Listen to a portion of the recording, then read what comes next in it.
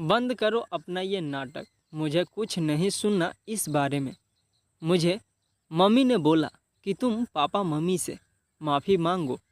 रमन बोले, तब तो माफ़ी आपको भी मांगनी चाहिए क्योंकि आप उनके बेटे हैं। आप ही पापा से झाड़ू मांग कर लगा लेते। मिनी ने जवाब दिया, बहस मत करो, मम्मी ने जैसा कहा है वैसा करो। मुझे और कुछ नहीं सुनना है इस बारे में, रमन चिल्लाकर बोले। मिनी समझ गई थी कि इनसे बहस करना बेकार ही है और बात का बतंगड़ बनेगा। मिनी की शादी को 1 साल हुआ था। उसके ससुराल में सास ससुर, जेठ जेठानी, उनके 2 बच्चे मिनी और उसके पति रमन थे।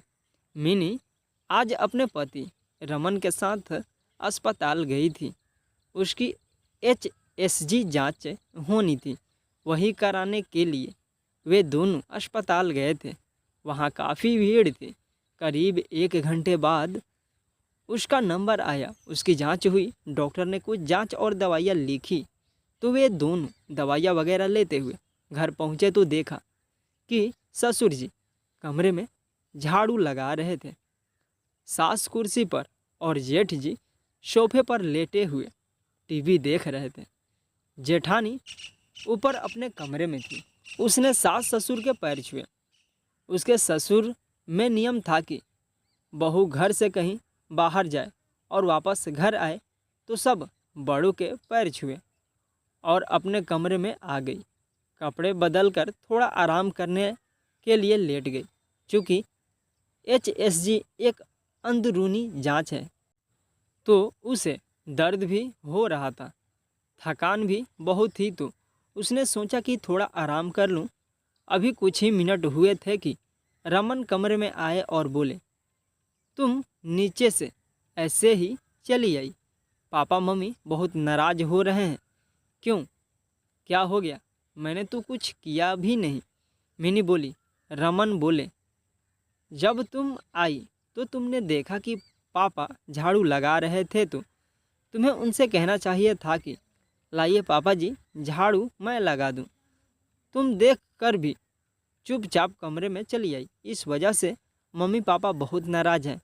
इसमें नाराज़ होने वाली क्या बात है? हम दोनों तो अस्पताल गए थे और जब लौट कर आए तो पापा जी तो पहले से ही झाड़ू लगा रहे थे। मिनी बोली, चलो कोई बात नहीं, चल कर मम्मी पापा से माफ़ी मांग लो। रमन ने कहा। माफ़ी मांगने का सुनकर मिनी का पारा चढ़ गया। एक तो वैसे ही थकान और दर्द से परेशान थी और उस पर ये माफ़ी मांगने की बात, वो झला उठी। लेकिन मैं माफ़ी किस लिए मांगूं? मिनी बोली, क्योंकि तुम बहू हो और तुम्हारे होते हुए पापा जी झाड़ू लगाए तुम्हें शोभा नहीं देता है। जब तुम आ गई थी तो तुम्हें पापा से बोलना चाहिए था कि दीजिए पापा जी झाड़ू, मैं लगा देती हूँ। रमन बोले, लेकिन पापा झाड़ू लगा ही रहे थे। वहाँ पर मम्मी भी बैठी थी, उनके बड़े बेटे भी जेठ लेटे हुए थे, तो क्या पापा जी उनसे नहीं कह सकते थे? और फिर दीदी जेठानी भी तो अपने कमरे में ही थी, उनको बोल देते। और आप तो जानते ही हैं मैं कितनी तकलीफ़ में हूँ।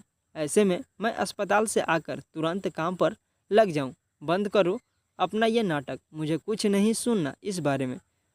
मुझे मम्मी ने बोला कि तुम पापा मम्मी से माफ़ी मांगो। रमन बोले, तब तो माफ़ी आपको भी मांगनी चाहिए क्योंकि आप उनके बेटे हैं। आप ही पापा से झाड़ू मांग कर लगा लेते। मिनी ने जवाब दिया, बहस मत करो, मम्मी ने जैसा कहा है वैसा करो। मुझे और कुछ नहीं सुनना है इस बारे में, रमन चिल्लाकर बोले। मिनी समझ गई थी कि इनसे बहस करना बेकार ही है और बात का बतंगड़ बनेगा।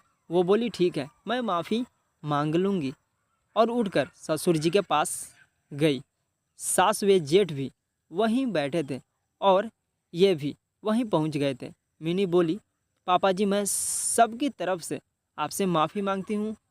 मम्मी, दादी जी, जेठ, दीदी, जेठानी, मेरे और उनके होते हुए भी आपको झाड़ू लगानी पड़ी और हम में से किसी ने भी आपसे ये नहीं कहा कि आप रहने दीजिए, हम कर लेंगे, आप हमें माफ़ कर दीजिए।